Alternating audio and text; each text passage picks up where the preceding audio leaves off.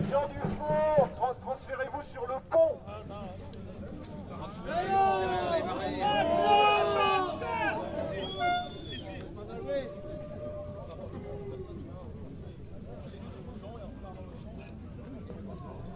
Merci d'avoir été patient. Donc nous avons rencontré le préfet de Moselle, le préfet d'Indermédan étant retenu par ailleurs, ce qu'on ne peut que regretter. Mais néanmoins, on nous a promis de transmettre au préfet toutes nos remarques. Alors, ce qu'on a demandé en priorité, c'est par exemple de limiter le blocage des marchés publics en cours, ce qui permettra à vos donneurs d'ordre d'augmenter les commandes sur des marchés existants, d'enlever le plafond en fait. Ça fait partie des mesures qui peuvent être simples.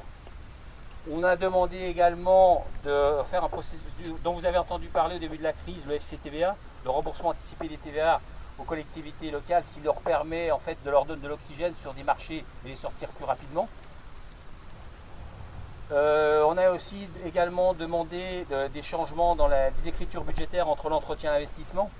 N'est-ce pas Daniel? Là c'est le technicien des communes qui a apporté son obol à l'édifice. Un certain nombre de mesures à effet immédiat pour qu'on sente qu'il y ait des signes d'une volonté de relancer l'activité le plus rapidement possible. Alors on nous a promis que ça allait remonter instantanément à Paris. Alors évidemment on va suivre ça de très près.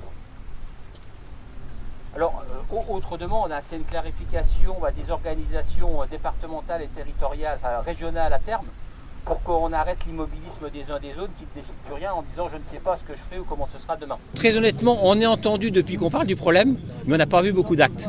Donc c'est bien ça qui nous inquiète le plus. On attend des actes. Parce qu'il y a urgence, vous l'avez compris, les gens ils sont au bout du rouleau en termes d'activité, en termes de vie de leur entreprise. C'est une question de vie ou de mort et c'est des emplois qui sont en cause aujourd'hui. On revendiquait qu'il y ait une activité normale pour l'activité des travaux publics, puisqu'elle est en chute libre par rapport à un certain nombre de données électorales, de baisse des dotations budgétaires, des fameuses règles d'or des budgets, de non-capacité de financement des collectivités locales, qui ont bloqué toute notre activité.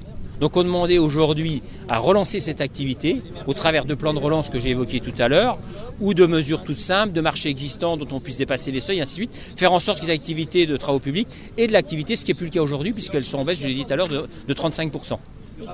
Derrière, le risque c'est de l'emploi qui va disparaître et des entreprises qui vont disparaître. Nos entreprises dépendent de 70% de la commande publique. Donc aujourd'hui la commande publique, celui qui donne le ton c'est l'État, après c'est la région, les départements, les communes. Donc comme tout le monde dit on n'a pas d'argent, on ne peut plus rien faire, il ne se passe plus rien. Donc on ne voudrait pas, je dirais, que notre métier soit sacrifié sous prétexte d'équilibre budgétaire et de vertus fausses. Parce que je dirais les réseaux aujourd'hui qu'on n'entretient pas, les canalisations qui fuient, les réseaux électriques qui sont en panne, demain si on ne les entretient pas, les entreprises vont disparaître. Et après, il faudra les entretenir, ça coûtera plus cher, mais il n'y aura plus d'entreprise pour le faire. Peut-être qu'il faut qu'on mette une pression, ce qu'on ne faisait pas habituellement, puisqu'on était plutôt dans le lobbying, dans le relationnel avec les collectivités locales, les collectivités publiques.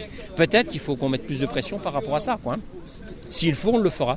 Donc il faut croire au futur. C'est un moment difficile, malheureusement il dure, et il dure depuis trop longtemps, d'où le fait que les entreprises sont au bout du rouleau par rapport à ça, quoi.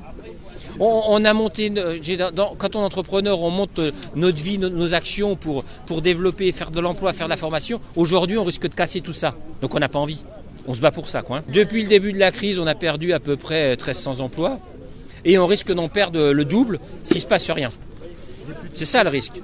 Plusieurs floranges, pardon. Les petites ou les moyennes ou les grandes entreprises? Tous. Je dirais les petites sont plus fragiles. Parce qu'en fait, il y a le problème de trésorerie, il y a effectivement, de carnet de commandes sont plus fragiles, mais toutes les entreprises sont touchées. C'est les entreprises d'ailleurs. Je ne parle pas ni de PME ni de groupe, mais c'est les entreprises. La fragilité, elles sont plus faibles.